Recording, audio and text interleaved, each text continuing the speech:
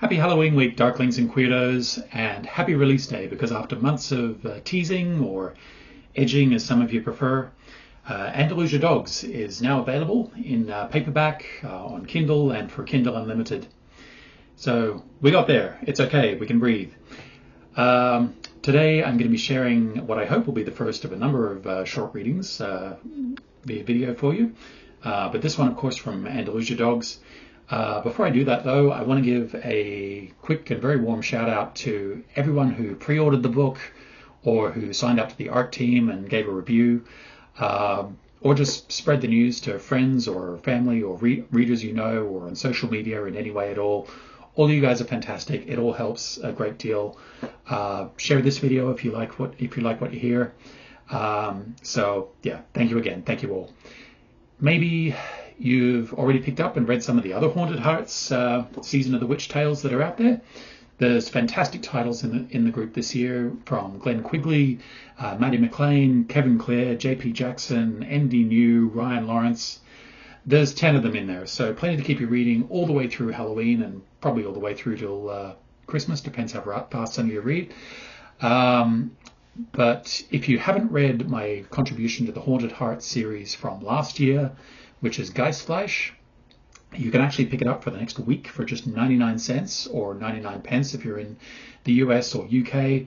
According to Amazon, the rest of us in Canada and Australia and so on don't exist, so boo. But if you are in either of those two countries, that's the US or the UK, you can pick up Geistfleisch for just 99 cents for the next week. So if you're as much of a cheapskate as I am, get on that, and no judgment. In this economy, definitely no judgment. But today is all about Andalusia Dogs, which is maybe the closest I've gotten to writing a conventional romance. Now, that's going to intrigue some of you and horrify others, I'm sure. And when I say conventional, I mean conventional by my standards. So this is not a Nicholas Sparks joint, don't worry. But the book is set in Madrid in 1980.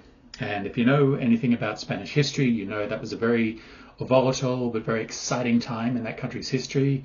It was coming out of the Franco dictatorship. Lots of sex, lots of drugs, lots of creativity on the streets, and into the theatre scene, which is where much of Andalusia Dogs takes place. After doing a book about liberal society sliding into fascism, which was Geistfleisch, I wanted to do a book that's a bit more celebratory about a society coming out of it. So Andalusia Dogs is the result of that. And of course, all of that setting is just the backdrop to some creepy supernatural goings on. It is the season of the witch, after all. And so, getting on with it, here is a piece from Andalusia Dogs. Come on then. What? I promised you a walk home. Alex smiled, suddenly happier for the invitation. They took their time, weaving through the streets of Traker and watching the bands of 2, 3 or more homos and other misfits, darting from door to door in search of their night out. A surly Moroccan-looking bouncer admitted a pair of muscular, leather-clad Kingsters to a darkened doorway, while neon-coloured T-shirts with cut-off waists made a gaggle of freshly minted twinks impossible to miss. In Cordoba, or even Seville, they probably would have been detained, sent home, or worse. No matter how familiar it began to seem, watching Madrid's most colourful characters, gay, straight or otherwise, just going about their lives like the party would never end, always made Alex smile. I really hope you know what you're doing, Vicente said as they turned into his street. The words hadn't been accusatory or even cynical, just concerned. I've been telling myself that since we started this. It'll be great, Vis, trust me. I just mean this guy Diego. Oh, come on, Vis, really? Don't come on, Vis, me. I do trust you. Vicente shook his head, turning toward a mixed group who'd burst into song at the end of the street. Okay, I'll drop it. You're a big boy, and if you think this Diego can help the play... Alex put a hand on Vicente's shoulder. Thank you. As they neared Alex's block, Flashing red lights reflected off the walls, overlooking a small side street, the same one where Alex had been robbed the night before. Behind an ambulance and 2 police bikes, they saw a small white car, crumpled at the front where it had hit the wall at obvious speed. Between the pulsing lights, Alex made out the thick shape of a man pinned against the wall by what remained of the hood. "Jesus," Vicente said. "Hey, what are you doing?" Alex felt Vicente tugging him back as he tried to get closer. "I just want to see." "You're macabre, you know that?" Macabre? It wasn't every day he saw fatal car accidents in the back streets of Shaker. He could just now make out the face, the bright colours of a rooster tattooed on the forearm. Holy shit. "You there! Get back!" one of the officers barked at them. Alex tried to catch his breath as he allowed Vicente to drag him away. "Man, why did you do that? What is wrong with you right now?" That was him." "What? Who?" "Paco. I mean, he said his name was... That was the guy who robbed me." Vicente stared at him, lost for words. I don't understand. The dead guy?" "Yes, the dead guy. Look! Look! How would I recognize him?" "Yeah, you're right. Sorry. Forget it. But you're sure?" "Yes." That's... let's just go home. Nothing else was said until they reached the front door of Alex's building, where Diego sat on the step, waiting with a full bottle of red wine. "Hi," Alex said quietly. Vicente said nothing. "Hey." Diego's smile quickly darkened. "Are you guys okay? You look like you've seen..." "There was an accident," said Vicente quickly. "It looked nasty." "An accident?" "Yeah, it was bad." Questions turned in Alex's head like a wheel until he at last grabbed the most obvious one. "How did you find my house?" "I'm sorry, of course.